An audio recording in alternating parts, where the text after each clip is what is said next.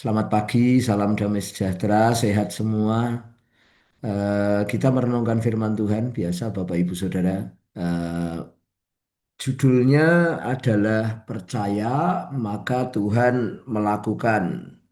Percaya maka Tuhan melakukan. Nah, Bapak Ibu Saudara yang dikasihi Tuhan, kita punya visi satu satu satu GKKD 5 kali. Nah, apakah kita percaya? Ya, apakah kita percaya bahwa itu bisa dilakukan? Nah, mari kita bersama-sama melihat Bapak Ibu Saudara, ya, apakah kita percaya? Sebab penting sekali.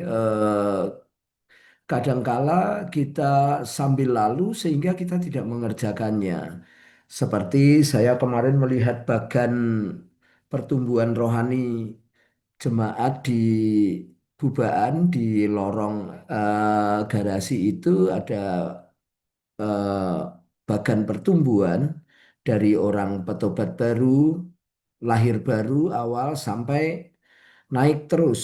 Nah, ketika kita tidak percaya, maka kita tidak melakukan, gitu. Ketika kita tidak percaya, maka itu menjadi sambil lalu saja dan tidak pernah kita memahaminya, tidak pernah kita merenungkannya, tidak pernah kita menyadarinya, tidak pernah kita melakukan itu karena tidak ada sebuah kepercayaan. Nah, eh, pagi hari ini saya ingin membagikan kepada Bapak Ibu Saudara semua supaya setiap kita, saudara-saudaraku percaya bahwa kita bisa melakukan eh, satu-satu GKKD 5 kali ini sehingga kita melakukan itu, saudara-saudara. Nah, mari kita membaca firman Tuhan sedikit saja, Matius 13 ayat 58. Dan karena ketidakpercayaan mereka, tidak banyak mujizat diadakannya di situ. Ya, kita melihat kalimat di sini, dan karena tidak kepercayaan mereka, tidak banyak mujizat diadakannya di situ. Nah, kalau ini kita hilangkan katanya, ya, nya ini kita hilangkan, maka dan karena tidak kepercayaan mereka, tidak banyak mujizat diadakan di situ. Ini berbeda sekali Bapak Ibu Saudara. Pelaku mujizatnya ini nya, ya, pelaku keajaibannya itu nya, Bapak Ibu Saudara. Jadi kalimat ini bahwa keajaiban, mujizat itu bisa terjadi kalau sangnya ini dipercayai. Nah, sangnya ini, Bapak Ibu Saudara, harus dipercayai, maka mujizat itu terjadi. Kebalikannya, pengertiannya kan demikian, Bapak Ibu Saudara ya. Ya, jadi mujizat diadakannya karena kita percaya. Nah, gitu saudara-saudara. Jadi mari kita melihat dulu asal-usul kata percaya ini. Nah, kata percaya di bahasa Indonesia itu dari kata cahaya atau cahaya berarti cahaya atau keyakinan. Ya, ini pengaruh dari bahasa Sanskerta yang dikasih awalan per. Ya, nah awalan per menunjukkan satu kata aktif, kata tindakan, Bapak Ibu Saudara, sehingga percaya. Nah, artinya dalam keadaan yakin, mempercayai atau menaruh sebuah keyakinan. Ya, Bapak Ibu Saudara, jadi kalau kita percaya itu mengandung kata cahaya yang artinya jelas, terang, ya, terlihat pasti, saudara-saudara, maka itu percaya. Nah, jadi percaya, saudara-saudara, adalah kita yakin, pasti, terang, jelas, saudara-saudara. Ya, itu sikap hati di dalam hidup kita. Sehingga, saudara-saudara, apakah kita bisa melakukan eh, membawa GKKD, membawa orang satu-satu di tahun ini itu terang, pasti, jelas, yakin, saudara-saudara. Ini kata percaya menurut bahasa Indonesia ya, saudara-saudara. Jadi kata cahaya itu, saudara-saudaraku, berarti cahaya atau keyakinan. Jika kita ditanya, apakah kita bisa membawa satu jiwa satu? Jawabannya adalah jelas, karena cahaya itu terang, pasti, yakin, saudara-saudara.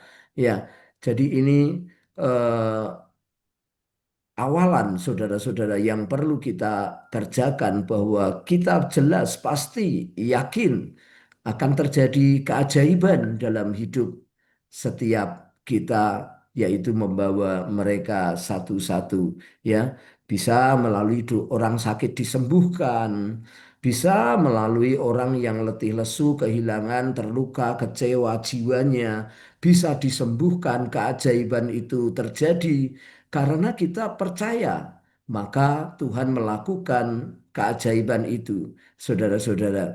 Jadi hubungan antara kepercayaan kita itu menggerakkan Tuhan melakukan keajaiban atau mujizat, saudara-saudara. Ya, jelas, pasti, yakin bahwa kita percaya kepadanya, maka keajaiban itu terjadi. Saudara, dalam perjanjian baru kata Yunani untuk percaya adalah pisteo, saudara-saudara, yang berarti percaya dengan sepenuh hati, menggantungkan diri dan setia kepada seseorang, saudara-saudara. Dalam hal ini Kristus, saudara-saudara, ya.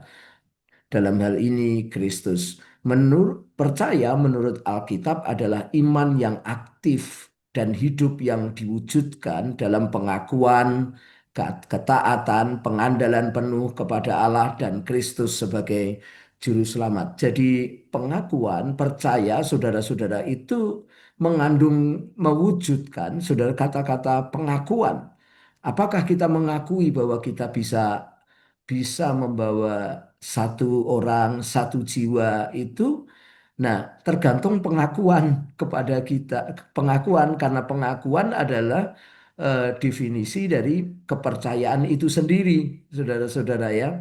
Nah, yang berikutnya di dalam Perjanjian Lama, percaya sering diterjemahkan dari kata Ibrani aman, saudaraku. Jadi aman. Kalau kita percaya berarti aman, teguh, tetap, dapat diandalkan, mempercayakan diri. Dari akar kata ini juga muncul kata amanah dan iman, serta kata amin. Jadi Bapak Ibu Saudara di sini bisa melihat bahwa kalau kita percaya, maka keajaiban itu terjadi. Nah, kalau kita percaya, maka kita berkata-kata dan kita mendapatkan kejelasan, kita mendapatkan kepastian, mendapatkan terang, saudara-saudara. Maka kita bisa mengerjakan visi GKKD,